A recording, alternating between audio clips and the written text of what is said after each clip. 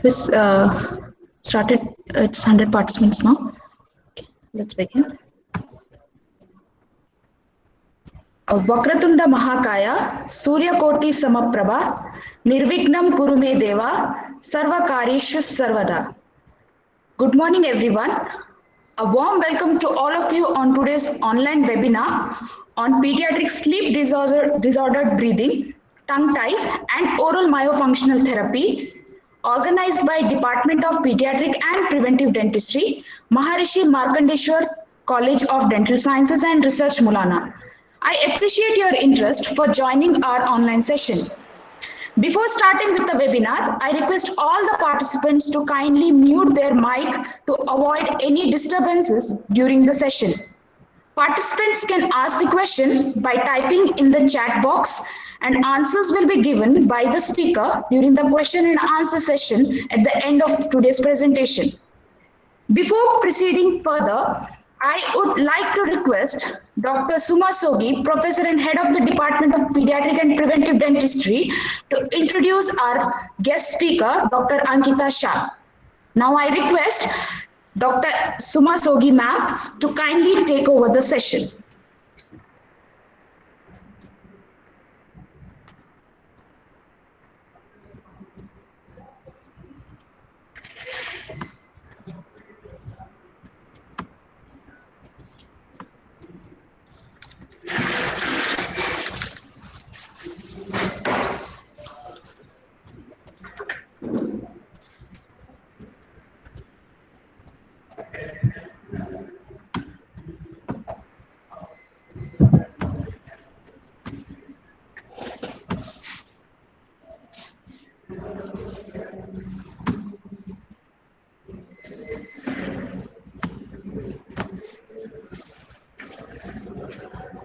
Thank you, Dr. Chaya.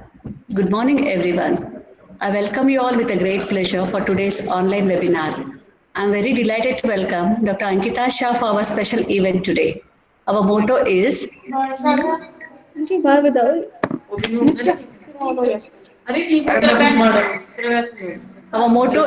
communication as it is key to open the lock of the problems and get their solutions. Dr. Ankita Shah is a leading pediatric and preventive dentist and the director and founder of Dentition, Pediatric Dental Care, Breathe, Sleep and Tongue Tie Center. She has done a post-graduation from YMT Dental College, Navi Mumbai. She is also the president of the Indian Airway Co-Lab chapter initiated by AAPMD and the Breathe Institute. She is certified by Gold Learning Tongue Tie Symposium and Global Laser Oral Health to perform laser frenectomies. She has done fellowship in MFS Orthodontics from the Orthodontic World Institute, Barcelona, Spain, and also has specialization in myofunctional orthodontics presented by Myofunctional Research Co. Australia. She is the first Indian ambassador of the Breath Institute to be trained by the world-renowned Dr. Soroush Zaghi and has been nominated for Specialist Dentist of the Year 2019 at the FamDent Excellence in Dentistry Awards. Dr. Ankita has presented at various national and international platforms. Through her airway breathing course, Dr. Ankita wants to create an opportunity to share her knowledge with her fellow colleagues and community. So now I would like Dr. Ankita Shah to start with the session. Thank you, ma'am. It's a pleasure to join you all today. And I'm going to start sharing my screen and we can start the presentation right away.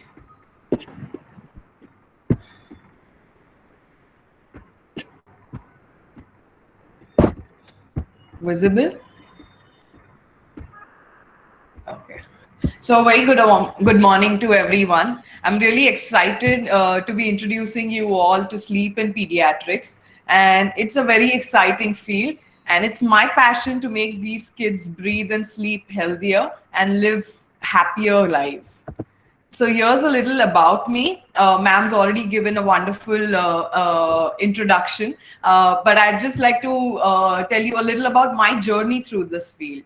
So the very first time I got to know about sleep in pediatrics was when I heard that there's some kind of soft tissue dysfunctions which is causing malocclusions. And I was like, this should not just be it. There is something more to this. And I started to unlearn and relearn about it. And I realized that it is not just this, but it's sleep, breathing, tongue ties, breastfeeding, and a lot of other problems which are all correlated and run in a vicious circle. And when I specialized into it further at the Breathe Institute, I realized that we as pediatric dentists actually play the most important role here. And we are the first ones to give the early correction for these problems. So here's a little about my practice. So talking about sleep and breathing education, I would like to tell you all that sleep and breathing has multiple causes. So there can be multiple viewpoints, experience, and expertise.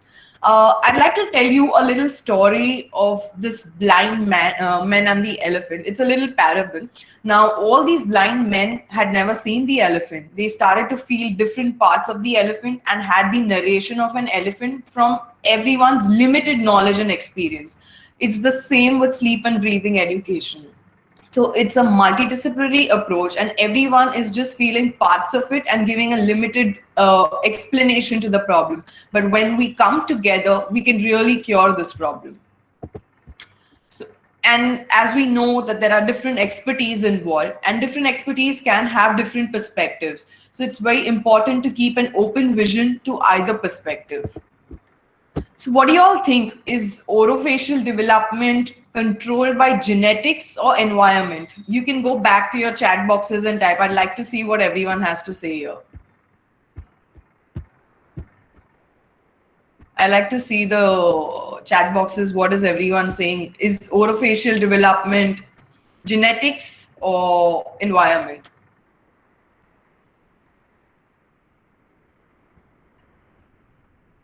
Okay. Okay, quite a few of them are saying both. Let me share the screen again and let me tell you.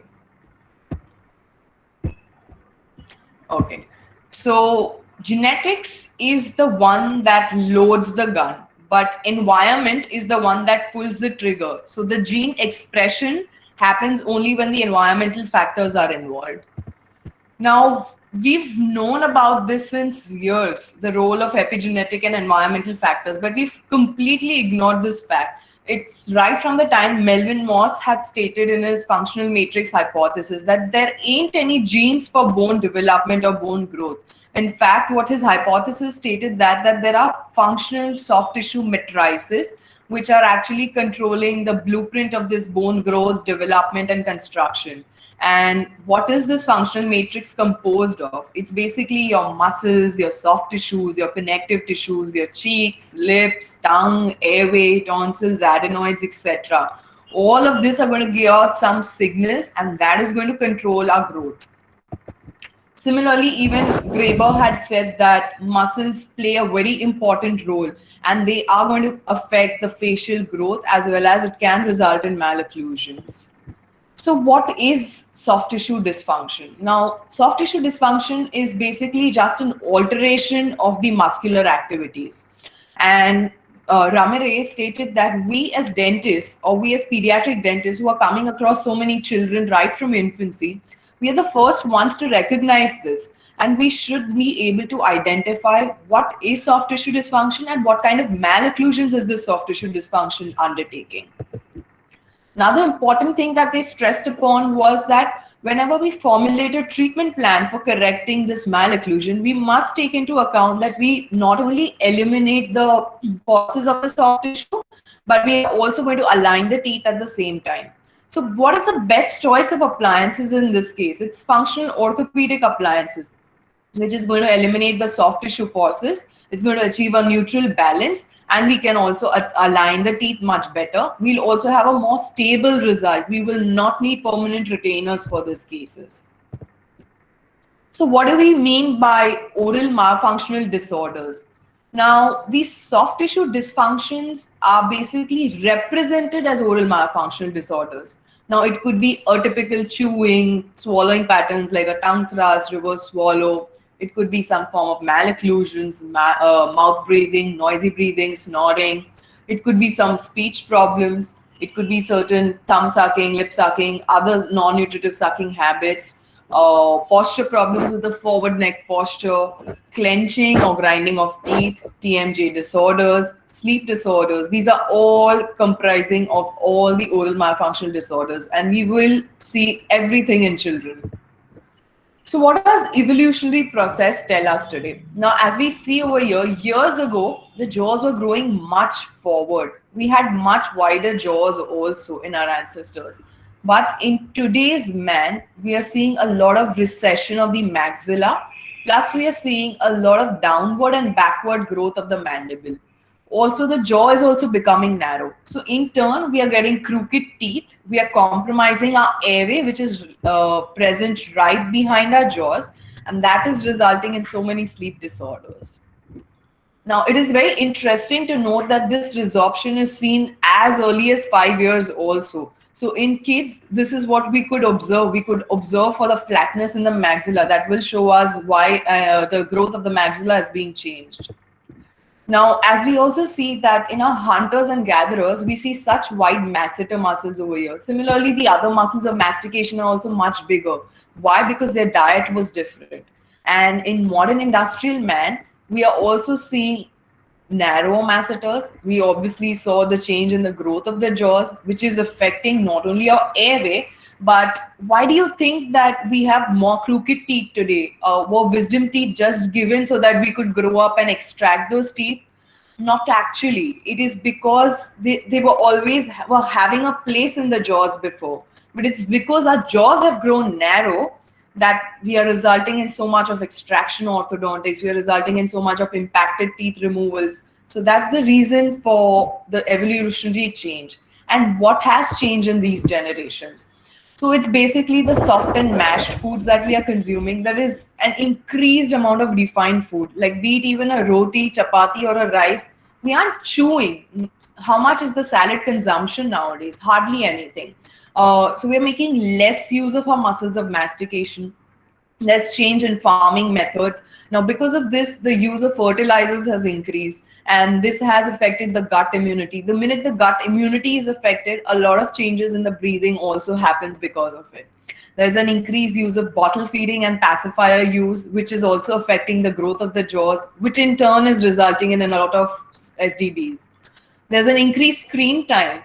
This is a very interesting thing that whenever you're increasing the screen time, these kids are watching iPads, iPhones, they're always eating also while watching a video. They generally sit with their mouth open like this. And that results in a habitual mouth breathing, which in turn is going to start a vicious circle of problems. Mouth breathing per se, which is caused due to n number of reasons, oral restrictions and soft tissue dysfunctions. And we're going to explore more of this through the coming part of the presentation. Now, before moving ahead, I would like to explain you what is pediatric sleep disordered breathing. It's basically a spectrum, and it's like a syndrome, which starts with mouth breathing to noisy breathing. It goes on to upper airway resistance syndrome and slowly towards obstructive sleep apnea. So when it is mouth breathing and noisy breathing, it's one of the first signs you should notice that there is something going wrong here. These kids will generally present to you with a dry mouth, poor oral hygiene. They may have some habitual mouth breathing or obstructive mouth breathing. They may have recurrent colds and allergies. They're falling sick quite often. They're taking antibiotics or medication every 10-15 days. They may have allergies, asthmas, tongue ties, lip ties, a defective maxillofacial growth. There could be adenoids. There could be some form of soft tissue dysfunctions as well. Now, moving on to upper airway resistance syndrome. Now, upper airway resistance syndrome is where there is not a stop or a complete stop in oxygen, but it's going to be an arousal. There is a disturbance through the flow of air. So you kind of don't fall into your deep sleep. You're always going to be in your light sleep. And the minute you're not falling into a deep sleep, you're not getting all the benefits of the deep sleep.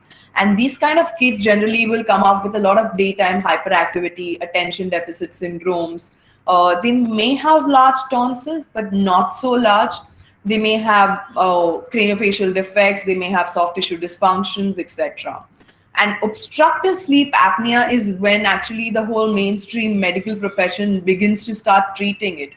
That's the time when they're actually stopping to take the breath, at least for 10 seconds. And the percentage of obstructive sleep apnea is in fact quite less compared to what we see for mouth breathing or UARS. So these obstructive sleep apnea cases is when they are having nightmares, bedwetting, they may have anxiety issues, stunted growth, they may have very large tonsils, maxillofacial growth development is affected. There is a soft tissue dysfunction. There will also be some kind of tongue ties, lip ties, etc. Now, I'd like to also stress upon the fact when you look at pediatric sleep disordered breathing that you need to understand it's a spectrum and it's a syndrome. So you're not going to see every child with each and every sign which I've mentioned here, but it's going to be an overall clinical picture. And that's how you're going to start diagnosing these kids. And what I also want to say over here is that we can actually jump in early and treat these cases early and not wait for it to progress to obstructive sleep apnea. So when we actually, this slide is actually taken from and what is that mouth breathing slowly progresses to noisy breathing, slowly progresses to noise, that eventually progresses to obstructive sleep apnea. But he also makes a very interesting fact here that not all monkeys progress but obstructive sleep apnea always starts and that always starts at mouth. But how to jump in early and slowly? Let's look at the prevalence of these disorders now. Now, when we look at the prevalence of these disorders, OSA, as I mentioned, is barely 1 to 2%. Snoring is around 3.6 to 7.7%. Habitual mouth breathing is around 25%. But what's an interesting fact of this study is that most of the sleep disorder breathing in kids which were seen were without the oxygen desaturation. That is your early signs. That's your mouth breathing, your noisy breathing, your UARS. This was more common in children than the OSAs. And the symptoms of these were also quite dynamic, and they suggested that we really need early and continuous vigilance.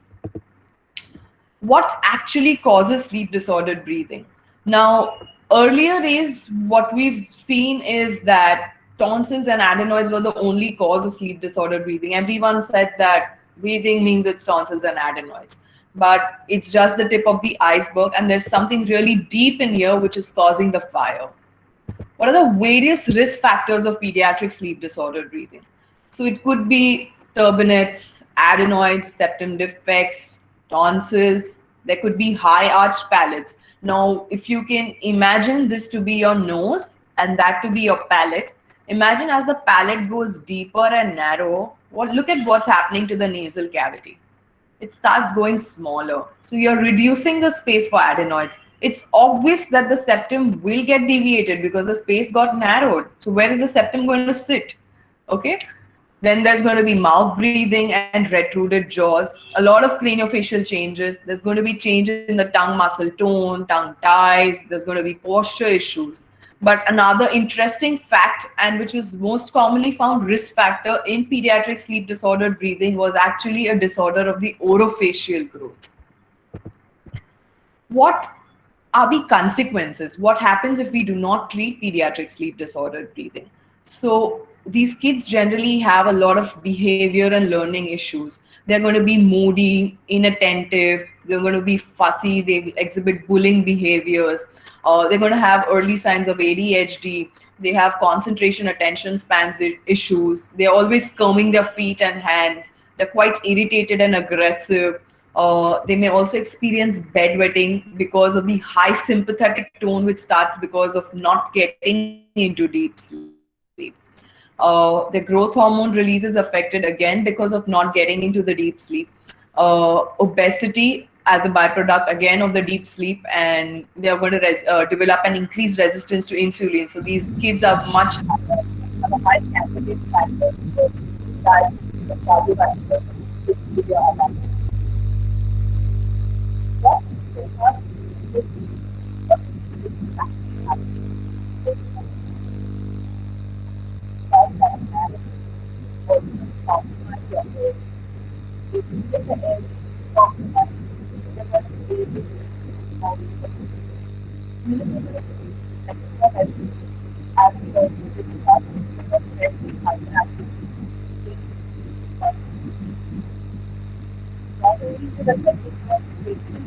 It's also going to affect your general growth, which in turn will result in a lot of skeletal and soft tissue dysfunction. Any kind of soft tissue dysfunction is going to again violently, and this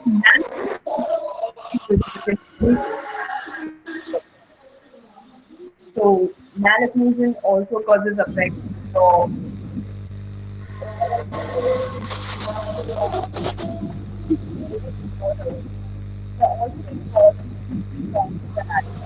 why does this happen? So when you're nasal breathing, you actually are warming the air and it's getting humidified, and you're also producing a lot of nitric oxide. Now, all these three are very important to fight against bacteria and viruses. Whereas when you're mouth breathing, you're exhaling out a lot of carbon dioxide and you're not producing enough nitric oxide. So you're going to increase the effect of the bacteria and viruses in your body, and that's why they are prone to inflammation. But again, here there are two schools of thought. So what they say is that, is mouth breathing causing tonsils and adenoids, or is it vice versa? Is it the tonsils and adenoids causing the mouth breathing? So it's like a chicken first or an egg first phenomenon. So the other school of thought what is that when you're mouth breathing, you're exhaling out a lot of carbon dioxide. And when you exhale out a lot of carbon dioxide, you're actually giving your brain a signal that you're breathing too much. You need to slow down. So your body as such is manufactured and it's going to compensate in some way. It wants to slow down your breathing. So what does the brain tell the body? Listen, I need to slow down their breathing. So what do I do? So it compromises your airway by enlarging these tonsils and adenoids. But it doesn't realize that the minute they are enlarged, the breathing is also going to become worse. So you result in a vicious circle of problems over there. It also results in disease and tonsils. It also results in a lot of clenching. Now, clenching is very common in children, and we've not used to taking this history with kids. And the minute you start taking the history, you will start understanding that when this child is going from deep sleep to REM sleep, they actually bring their jaw forward to open up the airway. And there is a high sympathetic drive at that time. That's your fight and flight response. So in order to breathe comfortably, they're bringing their jaw forward, and being in an unstable position, you start clenching for those few seconds at that time. Now let's look at this very interesting research by Dr. Guilleminault. Now, what they did was they studied a couple of infant monkeys. They plugged their noses. There was nasal obstruction for them. They also went through a lot of orthodontic literature, and they also studied a lot of children who were treated with adenoids and tonsils for sleep disordered breathing. But they came across a very interesting conclusion that more than only adenoids and tonsils, there was a very strong association of SDB with normal facial growth as well as the muscle tone. So that's when we as pediatric dentists are going to play a very important role here. This was another interesting research where they said that we've always known about adenoid facies, right? Like throughout our curriculum, also we've studied about it. What are these adenoid facies? It's basically the alteration of the facial growth. And this alteration of facial growth is because of the mouth breathing, and which is going to predispose you to SDB. Now, mouth breathing also results in a lot of change in the muscle tone of the upper airway. Now, when they did a lot of studies, EMG studies of assessing the muscle function, they studied these in certain monkeys who were induced with nasal obstruction. And they saw that the muscle tone was really poor in these cases. The upper airway muscle tone was dramatically affected. So they concluded that oral breathing is one of the most important clinical markers for muscle dysfunction. So whenever we see oral breathing, there should be some form of obstruction of the airway, or there could be possibility of a disturbance between the muscle tone, the airway, as well as the craniofacial growth. And it's very important that our kids learn to breathe properly through their nose, and they learn how to swallow, they learn how to eat correctly. These are basic things which are going to result in your orofacial growth. Now, this interesting paper gave us certain kind of pre-markers, that which kind of pre-markers in the craniofacial skeleton can we see, and that is going to increase our risk towards SDB. So what they found was there was a decreased length of the maxilla and mandible. They were narrow as well as they were retruded arches. Both the maxilla as well as the mandible can be retruded. There was an increase in the lower facial height, typically a long face. There was an increased craniocervical angle, that's a forward neck postures. There was a smaller posterior airway space, as well as an inferiorly positioned hyoid bone. This was one of the most recent researches, and I would say that look at the change in the prevalence of SDB that they found. It is because of the change in the diagnostic tools which have been developed now. And the SDB prevalence increased to 33.3% in children. And what they concluded was they commonly found these kind of malocclusions with SDB, which was like posterior cross bites, anterior open bites, and we always address these malocclusions with some form of habits. Have we ever gone back and screened them for SDB? How commonly do we see these malocclusions? Pretty common. It's like 1 in 5. And that's how we even see SDB in kids nowadays. It's pretty common. There is a high percentage of kids that are mouth breathing. This was another interesting paper. Now, what they stated here is that we've always treated airway as separate, craniofacial growth as separate, and your tongue separate, your muscles separate. But why can't we consider the entire somatognathic system as one unit and understand how each one is affecting each other? So they also found the similar things, that a respiratory dysfunction is affecting your craniofacial growth and development. The minute you're mouth breathing or a change in breathing pattern, you're going to have a low tongue posture. You're going to have extended mouth head postures, and it's going to have a profound influence on your facial growth and development. Now, this picture has been adapted from this book called Jaws by Sandra Kahn. Now, Sandra Kahn is an orthodontist herself, and when it came to giving orthodontic treatment to her children, she didn't want to do traditional orthodontics. Why? Why was that so? So traditional orthodontics constantly looked at extracting the teeth, and that is not what is the right way of preserving your airway. She also touches upon a lot of facts on how the environmental changes and what has happened in these generations, which is resulting in these kind of malocclusions.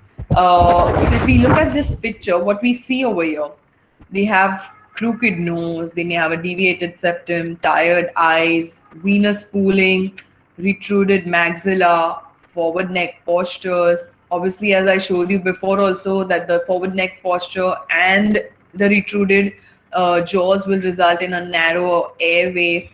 They have crooked teeth.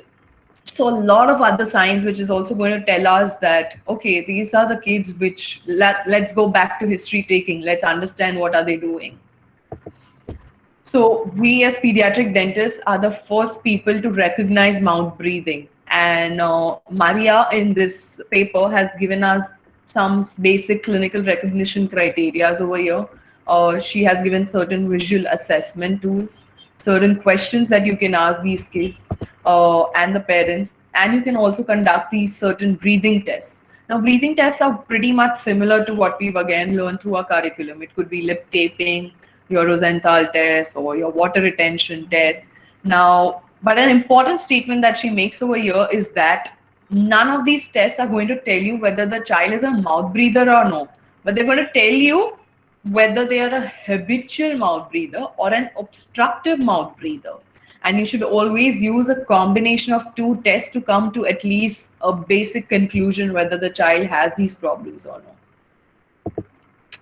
Now, when we understand the development of craniofacial growth, we know that 60% of this growth is completed by 6 years. The brains of the country are such 90% of people five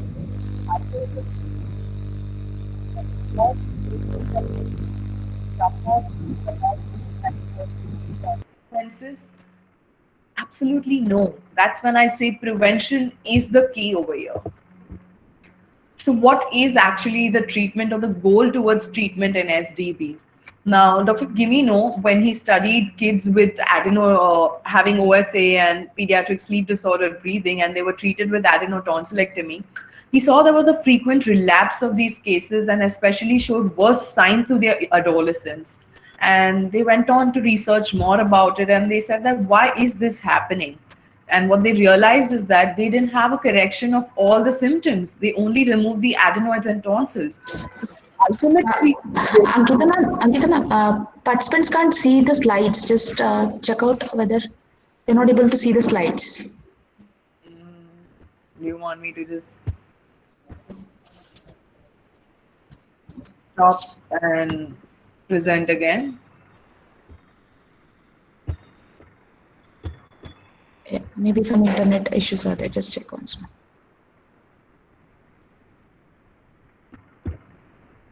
Visible? Yes, ma'am, it's visible. Okay. So basically what he said was that a restoration of nasal breathing is the only valid finish line, and not only during the day but also during sleep was equally important. Now, this was another paper where they studied these children. Now, there were 24 children. Now, they had obstructive sleep apnea. They were treated now with adenotonsillectomy, and they were also treated with orthodontics to correct their craniofacial growth, of which 11 children received oral myofunctional therapy and 13 did not receive. And what they realized is that the children who did not receive myofunctional therapy had a relapse of their AHIs. And why was this happening?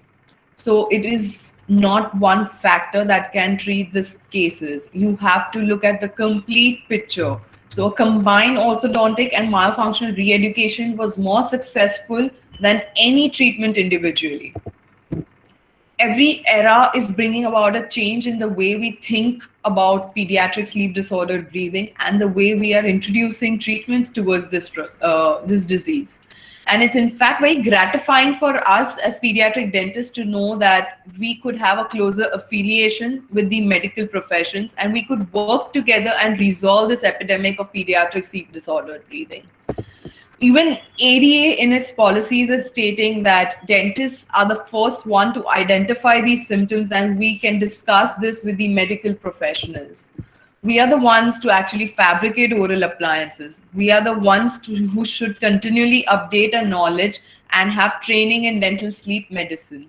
Even FDA is recommending the similar things in its policies. And it's also stating that we as dentists must understand the process of SDB, understand where each care provider is playing an important role and introduce the patient to different processes accordingly. We should get training for SDB patients. So what is oral myofunctional therapy? I would like to say here that how many kids do you think need orthodontics? It's every 1 in 3 or 4 kids who need orthodontics. So we must understand here that any kind of changes in the oral myofunction is going to have a lasting effect on your facial development. And the very need for orthodontics is only telling us that there is definitely some disturbance through the oral myofunction.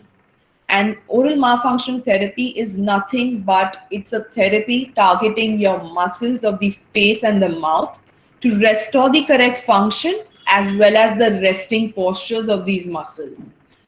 So the functions could be as simple as breathing and correct swallowing. That's what oral myofunctional therapy does. So is oral myofunctional therapy new? Not really, in fact. So what in 1918, Alfred Rogers stated that there are certain exercises of the face which are going to affect the functional activity.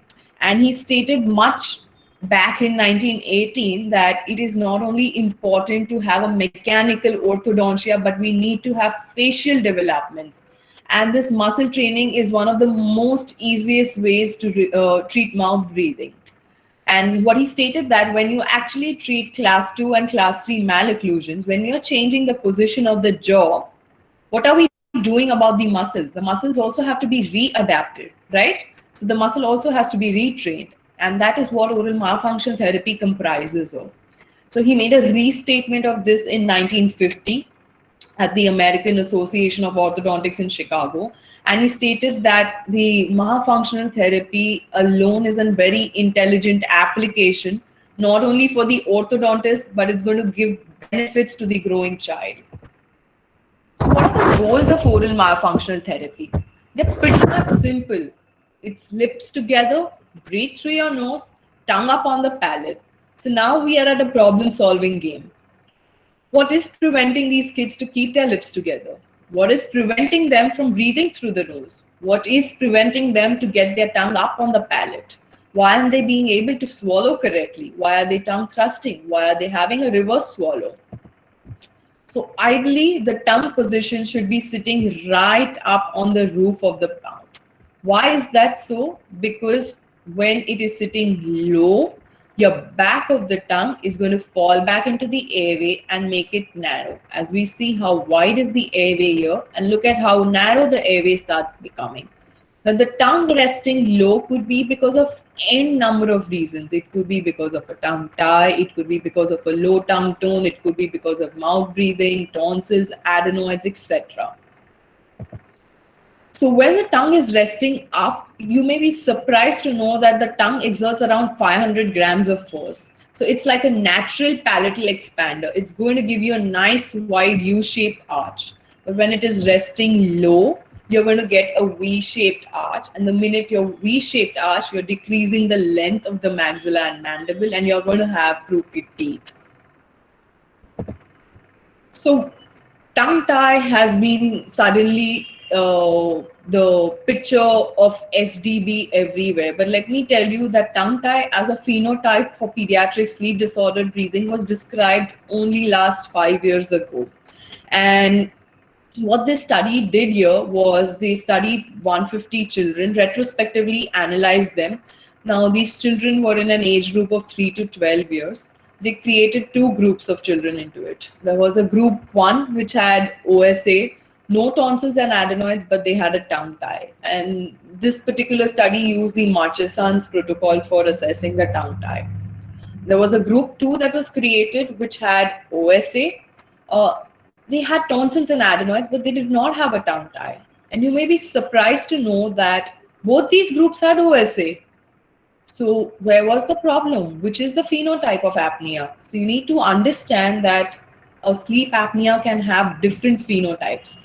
And tonsils and adenoids showed SDB early in life, and tongue tie showed a basic dysfunction early in life. It starts with difficulty in breastfeeding, slowly progresses to mouth breathing, slowly progresses to other problems in their life. And tongue tie started showing SDB symptoms much later. Tongue tie had an extremely, and these are the kids who, because the orofacial bone can be modified at an early age, irrespective of the.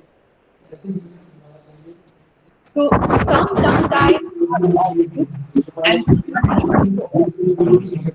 So the tip of the tongue may be obvious, but what about the back of the tongue? As I showed you, the entire tongue should be resting up to the back. So we've never recognized the need for assessing the tongue mobility, the back of the tongue. But I also do not want you to go back from here understanding that tongue tie is the only piece of the puzzle of SDB. It is just one part of the puzzle. I do not want you to go back understanding that every tongue tie can cause an SDB. That's not what I am saying. So in most of the earlier times, a Quatlo scale where they measured the length of the frenulum was used for assessing the tongue tie, but that was just a frenulum length. And the tongue mobility played an extremely important role when we are looking at SDB and everything. So the most recent scale that is used is called the TRMR, where they are using the ratio of mouth opening to the tongue at the tip, the mouth opening of that, or the complete mouth opening to the tongue resting up onto the palate. So this ratio, when it falls under 50%, the patient definitely has a tongue tie, but there could be a posterior tongue tie also, which we can come to know when we take the ratio of the posterior tongue suction. Now, is mouth breathing and malfunctional stuff new? It's actually not new. It is the paucity of our knowledge in the etiology of orthodontics, which is compelling us to attach this cause and effect relationship from the wrong end. How nice it can be if we could approach this from the other end and look at it in a different way.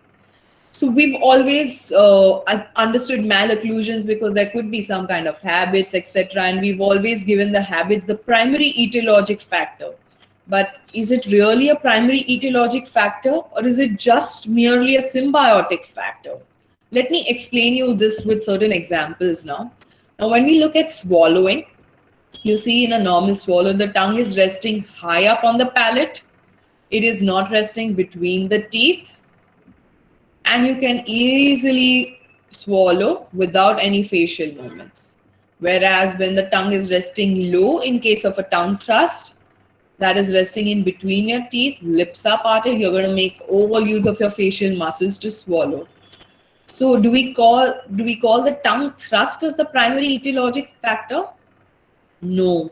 We are going to go back, start analyzing why is this child tongue thrusting? What is causing the child to tongue thrust? So if we look in this picture carefully, in this particular case, it is the large tonsils and adenoids which are causing the tongue to remain low. And this is resulting in a tongue thrust swallow. So the tonsils and adenoids are the primary etiologic factor, and tongue thrust is just the merely symbiotic. Now, back in 1939, Weston Price was the first one who identified the change in diets. Now, he said that diet is the main destroying factor and is the primary causative agent towards mouth breathing, and that is causing the effect on the facial growth. Now, if we look at the traditional, modern, and the current generation diets, look at how the facies are long, narrow nostrils, open mouths, retruded jaws, narrow airways. So the diet is the primary etiologic factor here, and mouth breathing is just a mere symbiotic factor. Let's look at this video over here. What am I doing? Which way should I go? That depends on what you see. How convenient. Enter omniscient monkey right on cue. Well, you know what they say. When the student is ready, the teacher appears. That's it. No more fortune cookies for you. Hey, where'd you come from? Oh, the better question is, where are you going? Oh, someplace wonderful, mister. Where You didn't happen to catch the song I sang a few minutes ago, did you? I didn't have the pleasure. To recap, I want to live in some beautiful place, outside, a carefree place where I don't have to hide or worry. Life without worry. You seek Hakuna Matata. Hakuna Tomata? Hakuna Matata. It means no worries. Perfect. Mind taking that stick of yours and drawing me a map up? Oh, hey!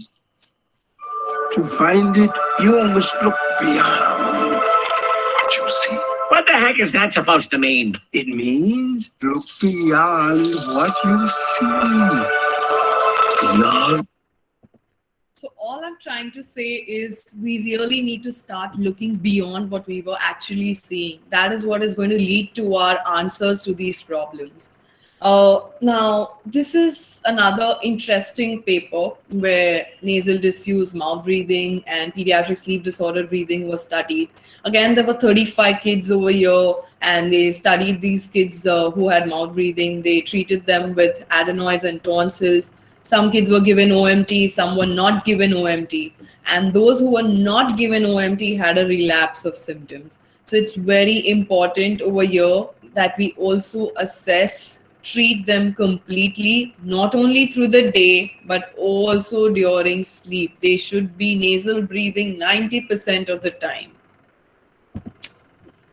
So, what this paper states that nasal disuse, that is mouth breathing, as well as tongue motor immaturity, that is a low muscle tone of the tongue, both were associated with high respiratory index. And craniofacial risk factors had a pronounced effects into pediatric sleep disordered breathing. And at a younger age, this were more evident. That's why when I say that airway or myofunctional orthodontics, forward odontics, this all should be the new normal. So what is airway orthodontics? Now, orthodontics generally has an aesthetic focus, whereas airway orthodontics is looking at correcting the cause. It wants a better airway function, correcting the growth, more stability, and aesthetics is just a byproduct of it. Let's look at this video. Problems. I had no functional issues previous to orthodontics. Okay, so maybe there were some like breathing issues, or maybe I never used to snore. That was another thing. I don't snore still till date, right? But there was no functional issues as such. Like now I feel my joints clicking and popping sometimes, right? So post orthodontics, my teeth came into position, right? Like you can see, my bite is compensated for, right? But what happened in bargain was like my chin was pushed back and down, right? So if I leave my lips at rest, it shows a lot of my lower incisors, right? And that it has increased my interlabial gap significantly. I've never had any issue with closing my lips pre-orthodontics. Even with my teeth protrusion, I used to do fine because there wasn't this, like my lower lip, it used to hang pre-orthodontics. Like post-orthodontics, this has been an issue. So I've been struggling. That's why my lower lip has become a lot thicker, right? Because I continuously try to purse my lips close. So in that scenario where I try to close my lips forcefully, because orthodontics has pushed my face down and back a bit, right? I'm not saying it was perfect before this, but it has done that to some extent, and I can notice that. So what I try to do is I try to close using my lips, and I recruit a lot of other facial muscles. And previous to this, I had no such asymmetry in my face, which is now which I can now notice. It's quite minor, but I can notice it like the photos. Like you have to be looking for it, and even then I can see like my jaw is getting canted a bit on this right side, where I'm putting much more pressure to close my lips and obtain a natural lip seam, right? So I can feel like the right joint is suffering a bit. So this has been caused because maybe like the interlabial gap has been increased a lot. So that's an issue I feel that orthodontics doesn't address, right? Could you even tell me about what you felt as a child, like about the habits, and what you said that you could relate to some signs like moodiness and all of those things as well? Yeah, like basically for all my school life, like even if when I came to learn about orthodontics, myofunctional therapy, and all these things, like I started noticing my childhood pictures, right? Yeah, even from the start, when I was born, from the get-go, I had like always an open mouth posture. Like you could be right saying like I was mouth breathing, but I never felt like I had like people we take these things for granted because bedwetting as a child is taken for granted. Like that's what children do, right? You just have to be trained. That's what people thought. But I could feel a lot of things like academically. When I was in school, I used to feel completely lost. Like I wasn't there. When I was there, I was mentally there, right? And back in my house, I was completely hyperactive. Like I was a ruckus, right? Even so, like late into my teens, my mother had to get me some sort of medications that would slow down my metabolism or like make me a little less active, right? So that was the thing. Like when I was, and even into my preteens, like that was the main part. Into my preteens, that was when I started noticing like I had trouble breathing. There were moments when I was sleeping alone and I could feel like I can't breathe, I can't get a full breath in, right? So maybe down the line I started compensating it by mouth breathing and leaving my mouth open. And I didn't know like I thought that was a normal thing, right? Because you never notice these kind of things unless you are aware about the issues. Like mouth breathing is wrong. We're not told about this when we are children, right? Nobody tells us about this, not even your parents. Like it's not like they don't care, they just don't know. Like these are issues. So that's what I felt. And So how long were you thumb sucking then? thumb sucking, I was pretty long, right? And like into a 9th or 10th standard, maybe 9th standard, yeah, 9th, 7th, 8th, 9th standard. So pretty late into my teens. I used that. So here what I'm trying to say is that look at what traditional orthodontics has done to this child. It's very sad for us to know that at 21 years they are having joint issues. Look at the history as a child and what the child has bad memories about it. Do you think like a 13-14-year-old child would be thumb sucking for just kind of an emotional stability from it? Not really. There's something more to it. Like we have been missing something over here. And that is why we are stressing upon airway orthodontics. So what does orthodontics do and what does airway orthodontics do? Orthodontics is just going to move teeth. Airway orthodontics is going to correct your facial growth. Orthodontics starts only after all teeth have erupted. Airway orthodontics starts much earlier, much before all teeth have erupted. Orthodontics focuses on pushing teeth backwards, and airway orthodontics wants everything wider and moving forwards. Orthodontics demands a lot of extraction of teeth. Airway orthodontics is an anti-extraction treatment. Orthodontics has a tendency for relapse. Airway orthodontics never puts in retainers. Orthodontics is going to completely ignore the airway space. Airway orthodontics wants to widen the airway space. Orthodontics is more mechanical in nature. Airway orthodontics looks as the entire person. That's not just your mouth, it's how it's affecting your airway, your TMJ, your posture, etc. Now, this was an important paper where they use prefabricated appliances. For example, most commonly, you all have heard of MyoBrace, etc. Now, these two papers, they treated kids with SDB and they found great success into it. But I want you to highlight an important point over here that prefabricated appliances also have certain limitations, and you must select cases knowing those limitations. So malocclusions in orthodontics have always been advised to wait and wait and wait until all the teeth have erupted, when brain development is completed, when the jaw growth is completed. So Dr. Bowman states that it's the responsibility of a very brave and ignorant man who is advising a delay in treatment when we know that the growth of the jaws is the most important thing here. So the current tendency in treatment today is only to treat a patient when they are on fire. But why can't we look at it from a different way? Like, why are we letting these kids suffer with tonsils, adenoids, so many sleep issues, so many cognitive, social, academic performance issues, and treat them when they are on smoke? It cannot be treated with one single person. That's not how this field works. And Dr. Guilleminault, who is actually the father of sleep medicine, as well as written the journal Sleep, who is the founder and editor of it also. He has been working on these early risk factors since last many years.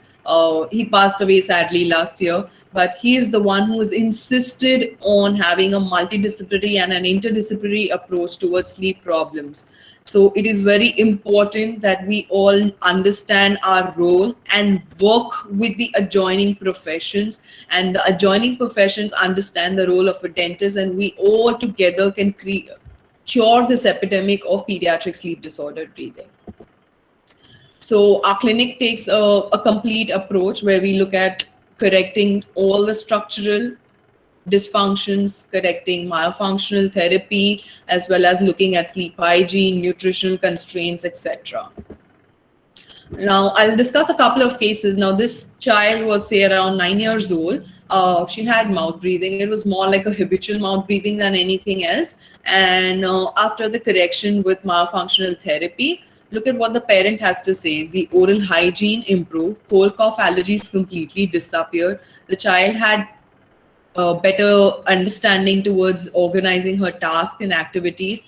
She used to get less irritated. And this is what it brought about, a change in the quality of lifestyle. This was another case where this child had a class 3 malocclusion, had mouth breathing, a tongue tie. This child had early signs of ADHD, a lot of other sleep disordered signs as well. And again, we took a complete approach. It was not one thing that this helped the child. We did a myofunctional therapy, we did orthodontic correction with certain prefabricated appliances. We looked at correcting the tongue ties. We applied airway orthodontic principles also over here, and look at how brilliantly the jaw growth has changed. This child was just 6 years old. If I would have waited like till 10, 13 years, do you think I would have been able to change the jaw growth to this level? Do you think I would have been able to correct the academic and social performance of this child? Not really. This child was again 9 or 10 odd years. Again, this child represented with class 3 malocclusion, had a deviated septum. Do you see the venous pooling, maxilla absolutely flattened? Look at, in just 6 months of time, just correcting her breathing has brought her maxilla growing forwards. It has corrected her malocclusion. She's obviously on her way towards myofunctional airway orthodontics, but the myofunctional therapy and breath retraining corrected her to this extent already. This was another paper where this child was also around 9 years old, had a tongue tie, crooked teeth, snoring, was losing breath while sleeping. This is a tongue tie correction, the way we did it. The tongue tie correction is not done the traditional ways in SDB. We have to do a fascial release. That's another topic altogether. But this is how a tongue tie correction is, and look at how it's helped the child. Let's hear him talk about it. Hello, I am Harsh. I was operated by Dr. Ankita for tongue tie. Before that, I couldn't lift my tongue too high and not move it across the whole mouth. But after I was operated, my tongue felt a bit free and swallowing was easy. It felt like a whole stone was rolled out of there. Thank you. So immediately post the release, he told me that I can swallow properly. I don't know, but I just feel free. There's something inside me that loosened up. And this is what the father had to say in a couple of days observation. Once the tongue tie was released, in few days time we observed that the pattern of the sleeping posture of hers was changed. He was quite peaceful in sleep. His mouth was shut. He was taking breath from the nose. Snoring was absolutely stopped. So overall, we felt that he is very comfortable in sleep, and I must give credit to Dr. Ankita for that. So basically, what was important here was that why was the tongue related to the snoring? This child had really large adenoids. So we started with certain medication for adenoids. We finished the tongue release, and we took Latsef. I don't have it right now over here, but we took a Latsef post a couple of months, and the adenoids have shrunken. Why did that happen? We've not done anything to the adenoids, right? We just corrected his breathing pattern. So what I'm trying to say here is that our face is actually the window to the health status of a person. are we at a stage that we should do nothing? It is impossible. Or should we just do it? Nothing is impossible. It is indeed the time for pediatric dentistry to develop a new thought process, think out of the box, and we can cure this epidemic of sleep disordered breathing. We are also having a lot of study groups through the Airway Collab, which is conducted by the AAPMD and the Breathe Institute. In case any one of you is interested into joining the study groups, you can contact us on airwaycollab@dentition.in. If you're interested in learning further about these things, you can connect with us on courses@dentition.in. I'm open to questions now.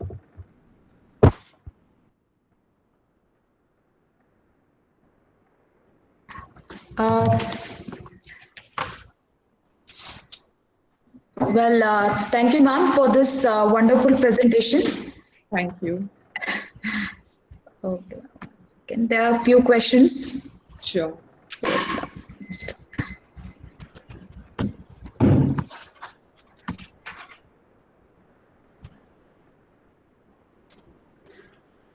ma'am, first question is, can you throw some light on the volumetric assessment of the tongue? See, the volumetric assessment involves looking at a CBCT, and you need to look at how much space, that's your narrow jaws. If your jaw is narrow and your tongue is correct, it doesn't have a tongue tie, what is it going to do? There is not enough space for the tongue to sit in the mouth. So that is all about the volumetric assessment. I think so the person got the answer. Yeah. Okay, ma'am. Ma'am, few more questions. Is there any home remedy for noisy breathing in children? Identify the cause. If you do not know the cause, you cannot give any remedies like that. So if you know it is purely because of certain tonsils, adenoids, and the child is having mouth breathing because of it, go back to correcting the breathing, use breath retraining techniques, give certain home remedies with it. Home remedies may involve just your nasal drops, or doing the passing of the water from one nostril, Jal Nidhi from yoga, which is there. You can do a couple of these things as well, but it's not going to correct just like that. Just giving a home remedy is not going to correct your breathing. You have to look at the complete picture. You will have to see what is causing it, and breathing correction takes a good 6 months. It cannot correct right away. Okay, ma'am. One more is, how do we as a dentist identify the first signs of troubled breathing? So you as a dentist need to start looking at soft tissue dysfunctions. You need to understand the muscle dysfunction, the orofacial features. The face is going to talk to you. If you can read the face, you will start questioning, go back to the history taking. And that's when the parent is also going to realize, oh, how did they come to know? I didn't mention about it, right? And that's when the parent is going to understand, okay, this is actually what is going on with my child. So that's how you go about it. One more is, do children outgrow the condition of obstructive sleep disorder breathing? So there are certain peaks of it showing in the child's life. The first peak is at the breastfeeding stage. If it is caused because of a tongue issue or because of any craniofacial growth or posture issues, you will be seeing that at first at that age. Then it will peak around 3 to 4 years of age, where there's a sudden enlargement in tonsils and adenoids.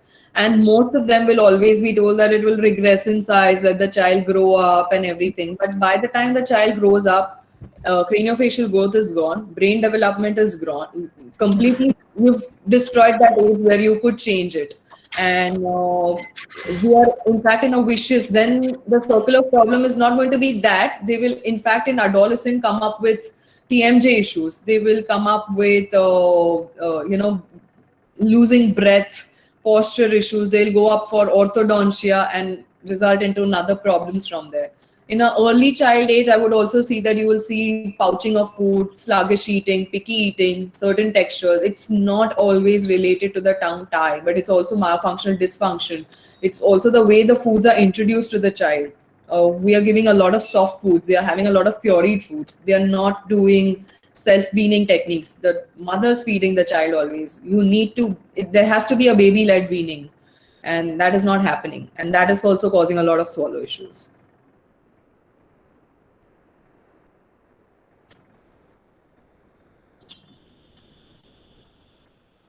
Your audio is mute.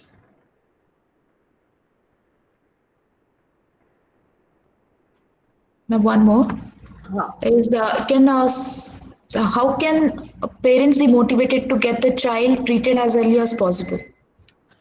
So if you know the problem, you're the one to go and explain this problem to them. And as I told you, that if you recognize it, go back to history taking. If you're the one to start saying that, oh, is this happening to your child? Can you just little shoot a video of your child while he's sleeping and get that to me? Let's see what's happening in his sleep. When you start pointing out things to them, when you start taking the history, when you start giving the questionnaires, the parent will understand that what is going on with my child. And in the end, the ultimate goal is collaborative care. If you do not collaborate with other professionals, you alone cannot successfully achieve it, because the parent is going to go and take a second opinion again. So if your professionals also do not understand, that's when we have to work as a team. If that's how it works. Yeah.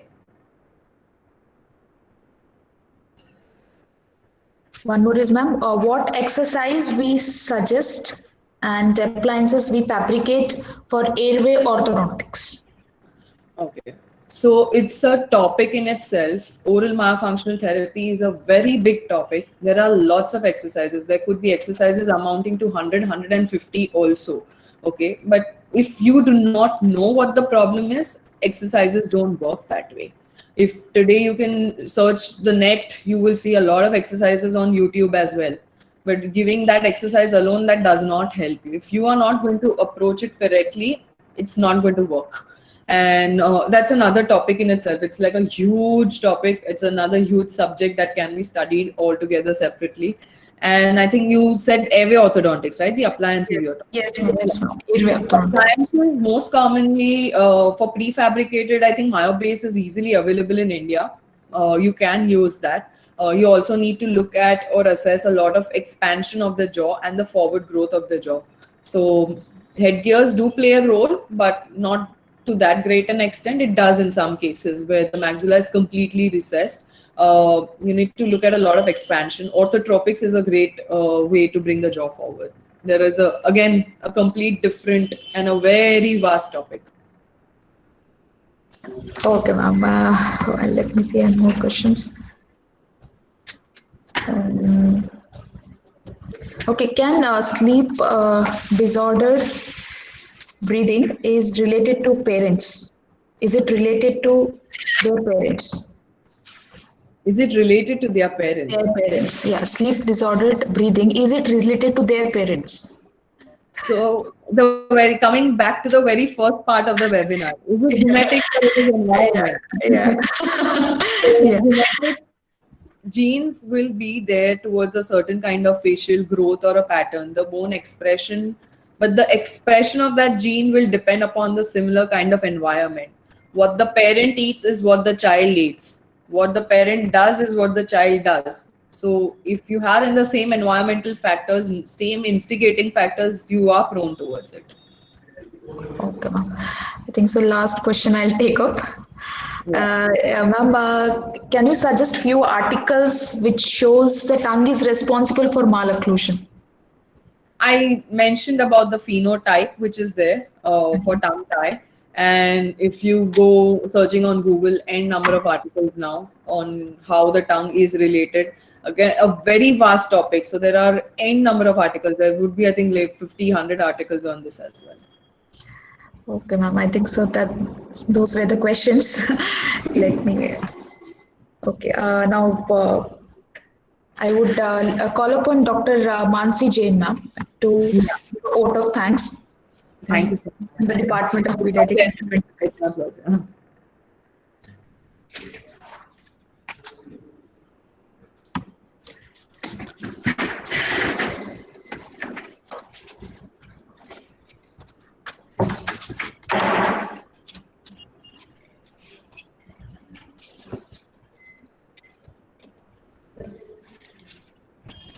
Hi, ma'am.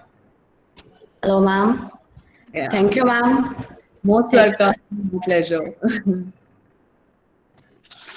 On the behalf of Department of Pediatric and Preventive Dentistry, I take the opportunity to express sincere thanks to Dr. Ankita Shah ma'am for sparing her valuable time from his busy schedule to grace the occasion.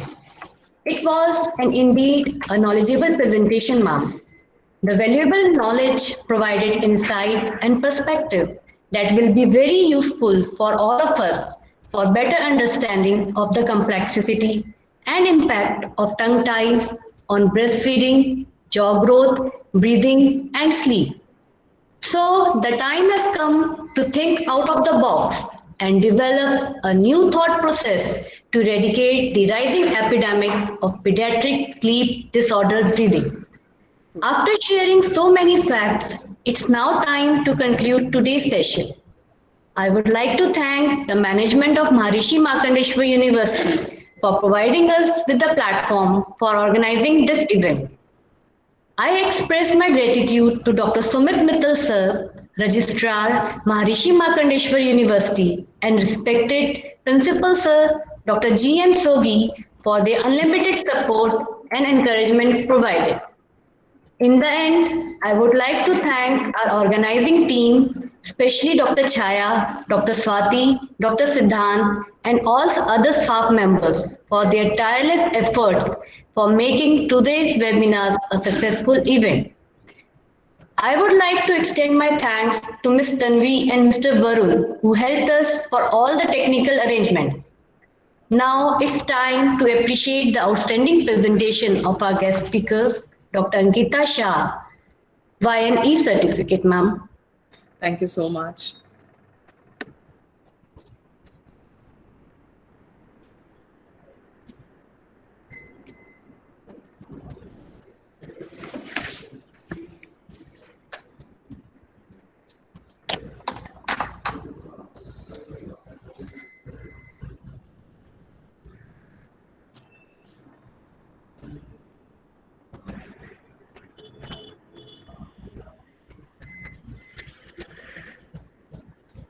Thank you, ma'am, for all your valuable time you have given to us. Thank you so much. I hope I helped everyone over here. Please open. Yeah, ma'am. Very nice and knowledgeable presentation, ma'am. Thank you. I would also request all the participants to please send your feedback form through emails to be eligible for the e-certificates. Thank you, ma'am, once again. Thank you.